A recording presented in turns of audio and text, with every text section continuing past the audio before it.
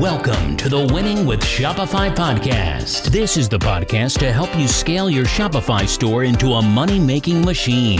How many of you are making data-driven decisions on Shopify? Today's partner, Cinder, can relieve you from manual data entry and automatically generate an accurate P&L report, balance sheets, and inventory management for your business needs. Use coupon code EasyBooks for up to 40% off from the start. And check out the Cinder Actionable Business Checklist for your success in the podcast description. Your host is Nick Truman. He's a Shopify expert and the CEO of JustAskParker.com, a global specialist marketing agency for Shopify owners.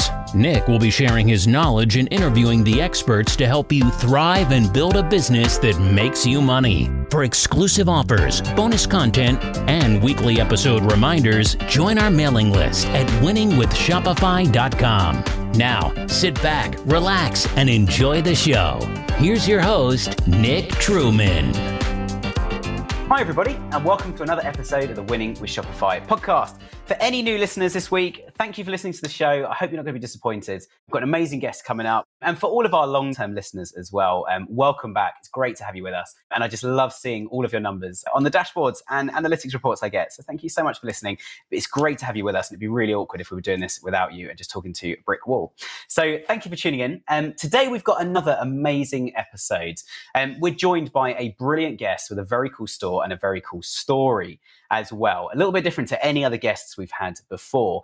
I could say that about any guest, but it is especially true this week. Her name's Angelina, and she's the founder of a store called Firefly Slime. So without further ado, Angelina, welcome to the show. Thank you. Thank you for having me. Well, it's great to have you with us. And as we ask every single guest, every single week of every single episode, tell us a little bit about yourself and a little bit about Firefly Slime as well. Yeah, so I started my business when I was 14. So this was when I was in middle school. And I think what makes my story unique is I never set out to start a business. It all was an accident. And this was when, I didn't have a bank account. This is when I didn't know anything about business. I was into all things, crafty. So I liked painting and crocheting. And slime just happened to be one of them. And I saw people on Instagram posting videos of slime. So I thought, I could do that too. So I started an Instagram account in 2017. And from there, it just kind of launched. I grew followers by, the tens of thousands every week. And a lot of it went into, posting consistently. And I would say I was one of the first, big slime accounts back in the day. ASMR and slime was a big trend, I'd say 2016, 2017. And that definitely helped launch my Instagram by being, one of the first. So all the people that were discovering slime saw a lot of my videos and were, of course, attracted to my page. So everything started from there. And I started my own little Etsy shop. This is when I convinced my parents to open a bank account for me. And then from there, I switched over to Shopify to, get a little more freedom with my website and the customization of it all. And before COVID, there was actually slime conventions, believe it or not. Wow. That I would, that I would be invited to every couple of months. I would go to all over the US. I would go to Florida and California, Washington, for example, and it would be all expense paid trips. They'd pay for my flight and my hotel, plus a stipend to sell at their conventions. And this was probably one of the highlights of the business aspect so far, getting to meet everyone, in person instead of seeing everyone through a screen. This is kind of when I realized it was the potential it had, and it was actually a big deal. And this is when my parents had realized it too, because back in the day, I was on the track to a medical path. I didn't really know what I wanted to do in life. And my parents wanted me to be a doctor, of course, typical Asian standards. But when they went to the conventions, they saw all the people that were also doing what I was doing. And of course, they were like, oh, why aren't you doing it like them? like you should be doing it like this. And then as soon as we got home, they were Nice. so involved and they were so supportive after they realized, I wasn't just doing some strange hobby in my house and selling to strangers on the internet. But yeah, it really took off from there. And I've been doing everything single-handedly. So the filming, editing, packaging, I handle it all while being a full-time college student now. Nice. Now, the first question I'm going to need to ask, just so all of our listeners have any sort of idea as to what we're talking about. What is slime? Like, trying to explain without, obviously we're just on audio, but trying to explain what slime is. Yeah, so slime is made from mostly glue and a borax solution. So it's for like playtime. There's a bunch of different textures. So there's like soft, and you can stretch it to make it crunchy. It makes like ASMR sounds. A lot of people buy it for their kids, just for playtime. Of course, it's for all ages. I also get lots of messages and emails from customers that have anxiety and have ADHD and different things like that. And they use it for stress relief and anxiety relief because it's used for, relaxation. It's something to do to keep your mind off the busy world that we have. The more and more I read reviews from customers, the more that I see people use it for stress relief instead of just playtime. Yeah. And the ones I sell, I'd say are pretty different from ones that you see at a typical kids aisle of Walmart. I'd say lots of different textures you probably never heard about unless you're into watching the slime videos, which I would definitely recommend because it's so different than just talking about it. There's different clay sculptures that you can mix in with different shapes, and there's new ones that I try to release like every week. So it's an ever-changing and ever-growing business. Nice. And if anyone wants to check out the site just to see a visual of what we're talking about today as well, it's fireflyslime.com. Nice and easy. Fireflyslime.com. So yeah, it sounds very, very interesting. And I think let's start off by talking about, you mentioned a bit about the journey you've been on. I think starting a business at the age of 14 is incredible.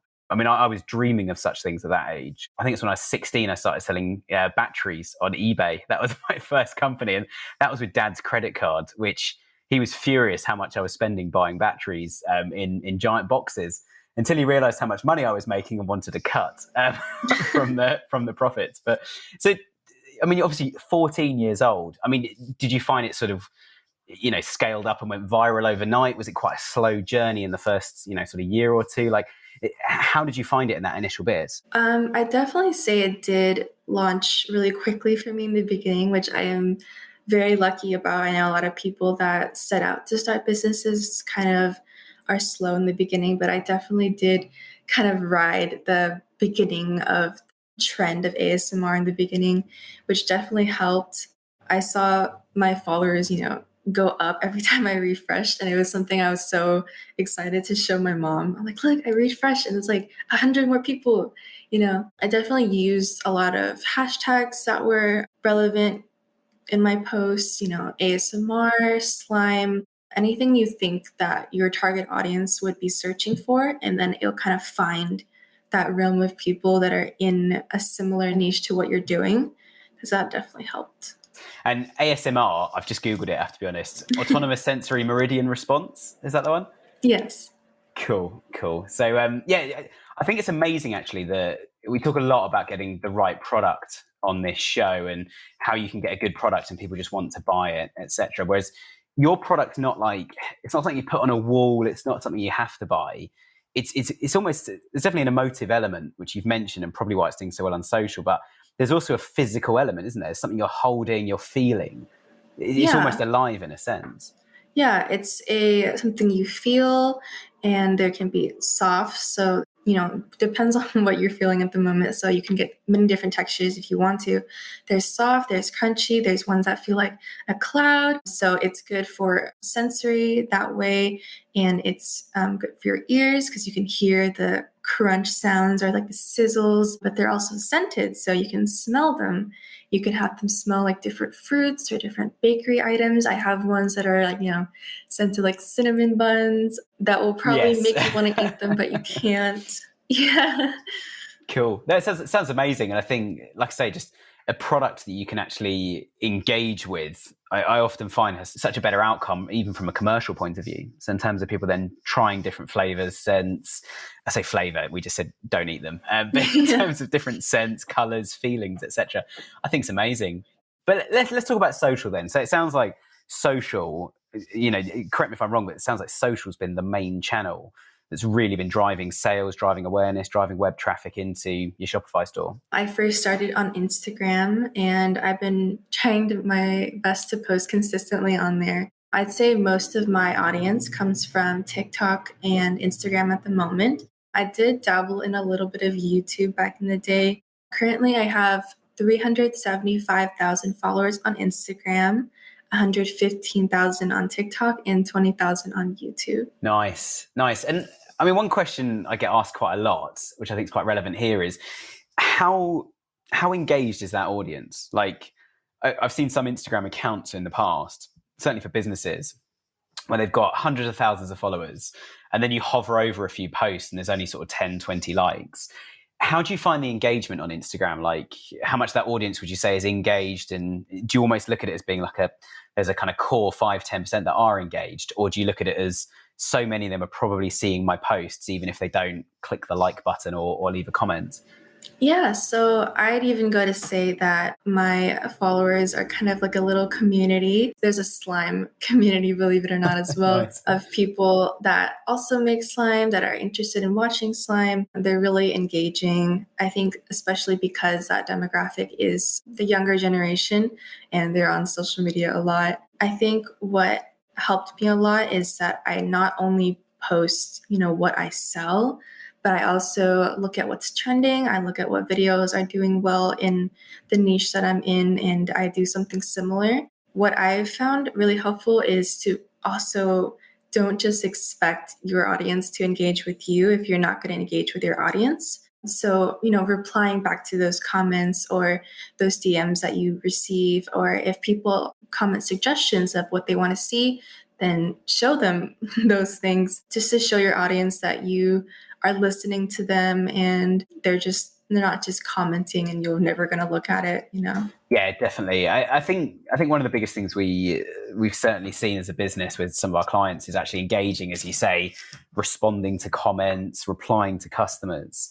There's nothing worse, especially if they write a complaint, for example, or say, I ordered from this company and it took 4 weeks to arrive. Yeah. Not responding to that comment can be absolutely detrimental.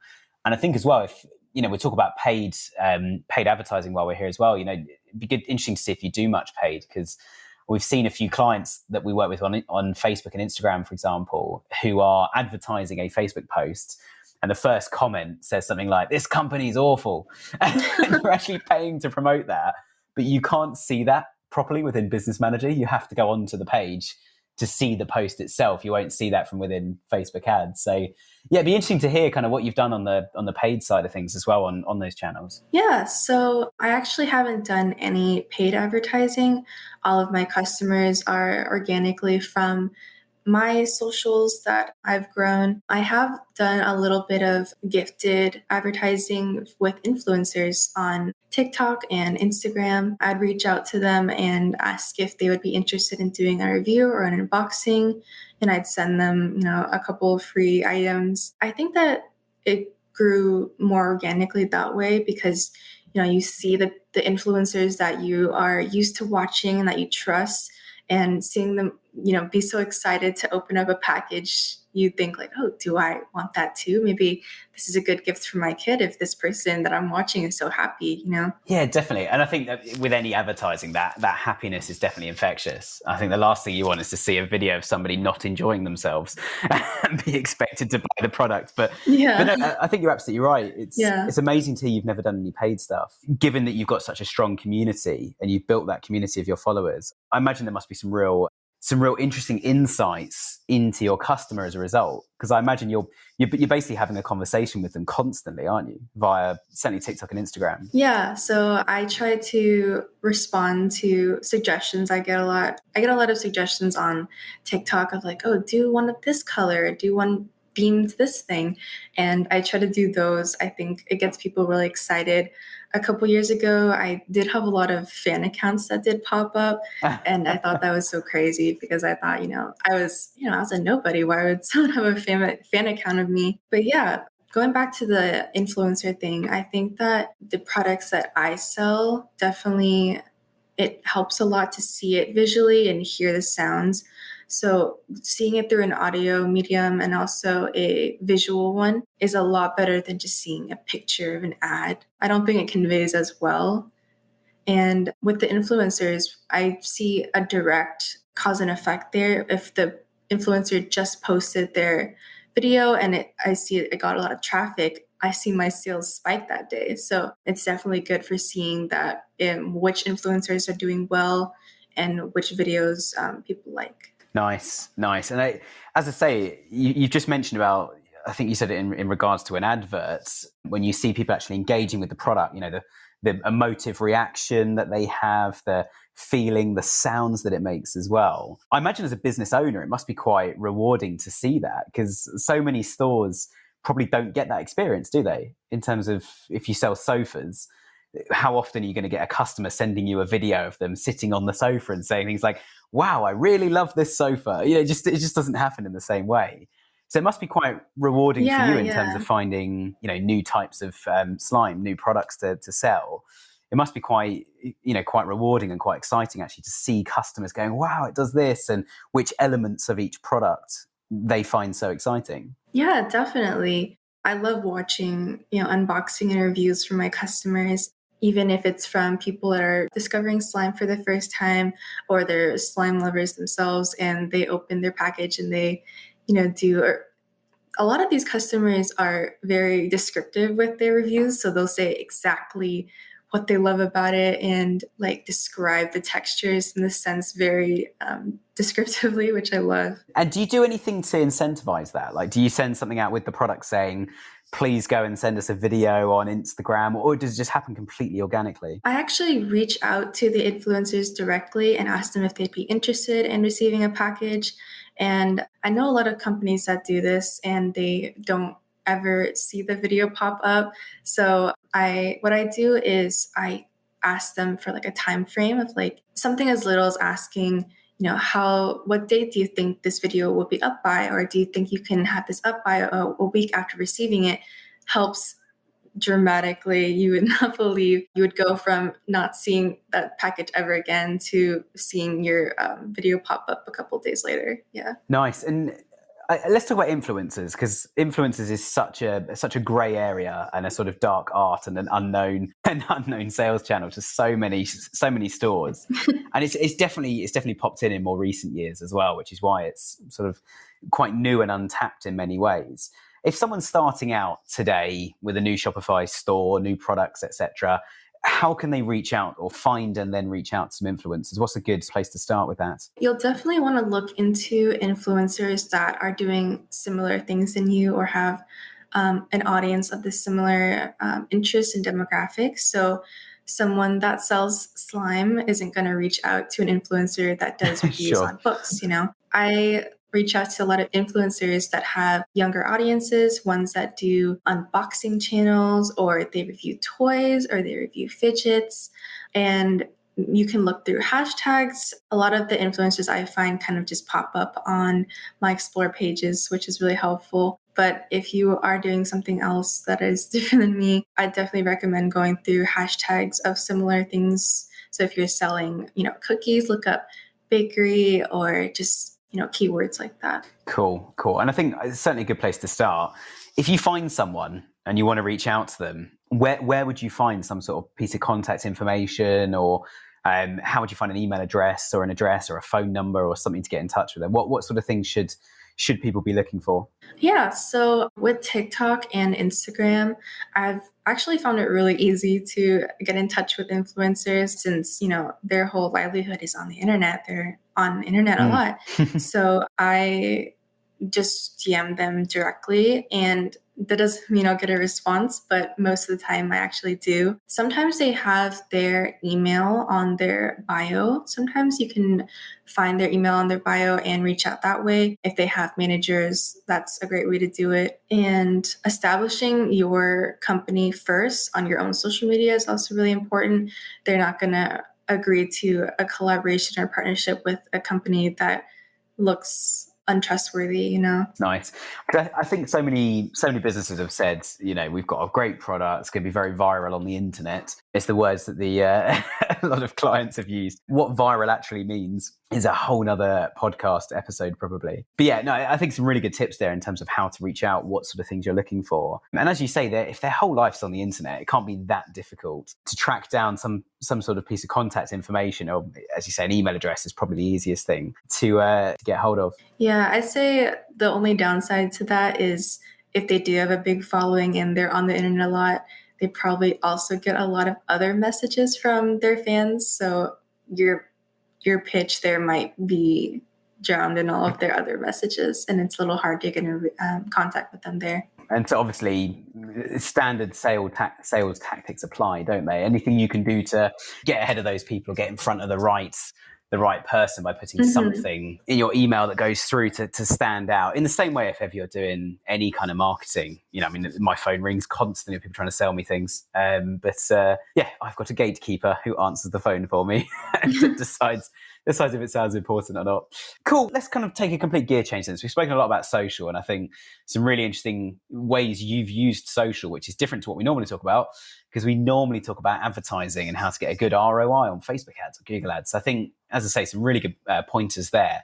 Let's have a bit of a gear change. Let's go back to the kind of business side of things and running a Shopify store. Obviously, you started out, I would say, very young. I don't know how many 14-year-olds in the world have actually woken up one morning and said, right, I'm starting a business and setting up an online store and selling products. So I think, well done, firstly, on that. But also to anybody else starting out, what's some advice you'd give? Like, what should people be looking for if they're about to sort of get hold of some products and start a Shopify store? Yeah, so I'd say post very consistently when you're starting out. Growing a audience even before you launch, I'd say, is really important to establish that community of people. Post very frequently with good quality, good lighting content. You want to showcase all the products you have because, if people don't see what you're selling, they're not going to go to your website to go find it. I'd say if what you are selling, there's a lot of other people also selling the same thing, you're going to want to find what makes you unique. Don't just copy someone else. People are looking for your website because they can't find those products somewhere else. I'd say is a big deal for the e-commerce realm. Nice. Yeah. I think one of the big mistakes that a lot of businesses do make, and this could be a big generalization here, but a lot of businesses get very caught up in let's make the site look nice, rather than the two most important things I would say is get a good product and work out a way of sending people to that product. So I think you've obviously got a product that 50 or 100 years ago wouldn't have been popular, and in 100 years' time, we don't know yet.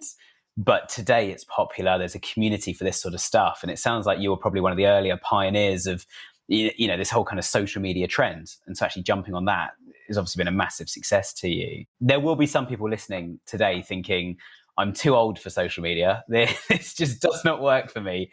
I don't know where to start. So in terms of starting out, what's a good way that somebody who knows nothing about social, what's a good way they can start, or what's a good resource they can go to, or some way of just kind of testing the water on social to see, is this going to be a platform that could be viable for us? I definitely say if you don't have someone else that is already familiar to social media, I would say that to start off with posting content, and you don't have to do all the other extra buttons that are all over social media. Look into the posts of people similar to you and see what kind of content they're making to get some inspiration of kind of how you should be making your videos or your posts. I'd say there's not a lot that goes on in social media in terms of what you have to do. Just, you take a photo or a video with your camera or your phone and post it. You don't have to use hashtags, but I think it definitely helps in the beginning for people to find you. Even doing things like commenting on similar accounts, the people that follow those accounts are going to find you that way as well. Nice. And I think certainly competitors is a great idea in terms of somewhere to look. I work a lot in SEO. We do a lot of competitor research. And I'll be honest, the quickest way that we find competitors for our clients is we just search up very quickly on Google what the client does. So if you're selling slime, just go on Google and search up slime shops or where to buy slime online sort of thing, or just search the word slime, see which stores come up, and then open up those different sites and go and look at some of their social media channels and see what sort of stuff they're posting. I think, as you say, we're lucky enough to live in an age now where everybody's got an amazing smartphone that's got a great camera on it, and you can quite quickly do some filming. You can even, which years ago wasn't even an option, where you can see yourself whilst you're filming. And you can do it on a camera that's in your hand and lives in your pocket, called your phone, and actually do some filming and make some quick little videos and stuff like that. Because looking at, I've had a quick look on some of your videos on social. A lot of them, they're not like these clean cut professional full length feature films, are they? Some of them are pretty rough and ready. Just, hit record, have a quick look on something, etc. Which I think just proves the point of how easy it is to create social media content now. Yeah, I definitely say my videos have shortened over the years. I kind of developed a new editing style this past year of kind of cutting out the empty space. I'd say with TikTok, a lot of people have definitely shortened their attention spans because TikTok videos are normally under 60 seconds, if not 30 seconds. And they're really quick, straight to the point. People don't really sit around and watch a long video anymore like they did with Instagram. So yeah, it doesn't take a long 10-minute video like YouTube. So if you just sit down for, a little bit to post the videos and photos of your products, it definitely is so worth the time commitment you have to put aside for that.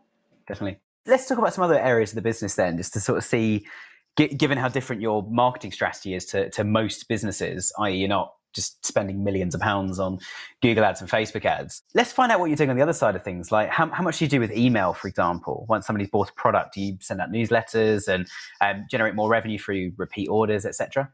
Yeah, so I do a little bit of email marketing that way as well. I would send out, coupons, discounts, announcements to restocks and things like that. I offer coupons for customers to enter their email address to join our mailing list, if that's what you're talking about as well. Cool. No, it sounds good. I think, certainly listen to all the social media side of stuff, just to reassure people that there is a normal operation going on in the background. So obviously you use Shopify, as you say, you do some stuff on email as well. How do you manage things like customer service? Like, do you still respond to customers when there's a problem, a complaint, or have you started expanding? Do you have a team that deals with that, and, sort of warehouse that do all the dispatching? Like, what does the operational side of the business look like at the moment? Yeah, so I actually do everything single-handedly myself. Wow. And I have for the past 5 years. So I do all the filming myself. I edit every single video you'll see. I do all the production and the packaging and the customer service on my own. I don't really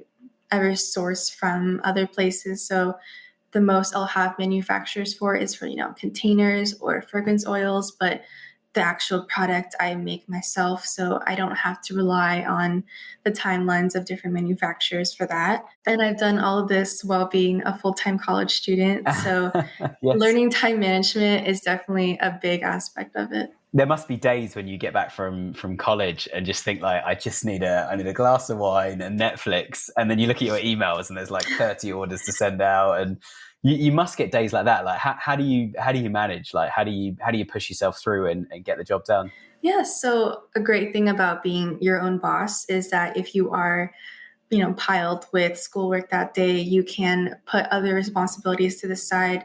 I definitely would say I am very much a busybody, so I love always being able to do something. I'll be working for like 12 hours straight one day or things like that. So it doesn't get tiring to me because, I love what I do and I love to create. And yeah, I do all of this while managing all of my other priorities. Having a Google Calendar, I'd say, has been really helpful to me with managing my time. Something some of us, and not to patronize at all, but something some of us like cannot wait to get away from after living by one. But it's good to be organized. Sure. I love those things. So spreadsheets, calendars, lists are kind of my thing. So like in the morning, I'll go to class, and then in the afternoon, I actually also work a marketing internship with another company. Where does it end? That's amazing. Amazing. So, I'm definitely building my resume up right now. So in the morning, I'll go to class. In the afternoon, I'll have a meeting with one of my managers, and then until the nighttime, basically, I'll be working on packaging. So it's a never-ending workday for me. Nice. But it sounds like you're enjoying it. I mean, there's no way you could go through all of that unless you had the motivation and the satisfaction to continue, for sure. Cool. But I mean, just to kind of clarify on that as well, that we've had so many guests come on that have talked about time management, and just almost every single Shopify store that we've spoken to, probably only with maybe like 10 or 15 as a sort of buck to this trend. Most stores that come on are working a full-time job and starting Shopify on the side, and then suddenly one day waking up and going, oh my gosh, I need to devote all my time to this, but the business doesn't have enough money yet, and having to make that jump. So it's interesting to hear how people got into things as well. Which leads me on to my next question: is where are you going with this? Like with this business, what do you see the next sort of year, 5 years looking like? Do you think finish college, work full time on the business? Do you think let's just see what happens? Are you already planning to buy a warehouse and kind of increase the amount of orders you can send out? Like what does the horizon look like? Yeah, so I'd love to get my own warehouse one day and hire some more employees, just to speed up the packaging process and everything. I don't know how long this trend is going to be a big thing, because I'm definitely relying on people still being interested in ASMR and slime for my customers. When I first started out, I thought this was going to last tops 2 years, and I didn't really invest much into the business in terms of financials. And now I, buy hundreds of dollars of packaging supplies. I paid for a $1,200 industrial mixer to make all of my slimes. So if I was able to give you... I'd love to see the delivery driver's face when they handed that over to you at the doorstep. Yeah. Just looking at you like, why am I delivering this here? Like, this seems like the wrong this is a residential. Why is this here? Yeah, Are you exactly. making like cookies or something with this mixer? Yeah, if I was able to show you like a visual tour of the whole room that I work in, you'd probably think like, this is kind of crazy. Yeah, so I definitely am going to keep going at this as much as I can. I'd love to get a warehouse one day. It's something I talk to about a lot. But I love the convenience of having it in my own home, because, if I have spare time, if I ever have spare time, I will go and work, or, I can stop whenever I want. I don't have to commute to work, which is really helpful. But I think the space is definitely something I will need, because I use up every shelf and every table I have available to me. So I think investing in my own workplace is definitely something I will look into in the future. And yeah. Nice. I almost feel like on that last point, we're complete opposites, because I cannot wait to leave the house in the morning and get to the office where I can concentrate, and my washing machine and dishwasher are nowhere near me, or my lovely wife. I can just get on with some work completely undistracted. But look, it's been amazing to have you on the show today. I think we'll bring things into land there. Just before we go, give us all of your different social media channels and the website again, just so if anyone wants to reach out or have a look at the business, how can they get in touch? How can they find you online? It's Firefly Slime on Instagram, TikTok, and YouTube.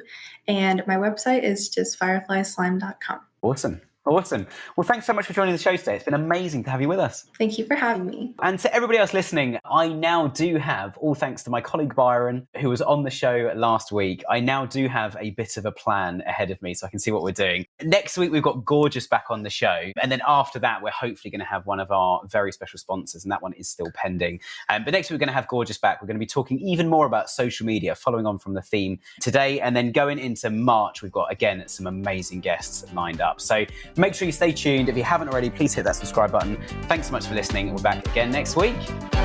Thanks for listening to today's podcast. You can subscribe to our weekly newsletter for exclusive offers at winningwithshopify.com. And don't forget to check out our Facebook group by searching for Winning with Shopify on Facebook. Over and out.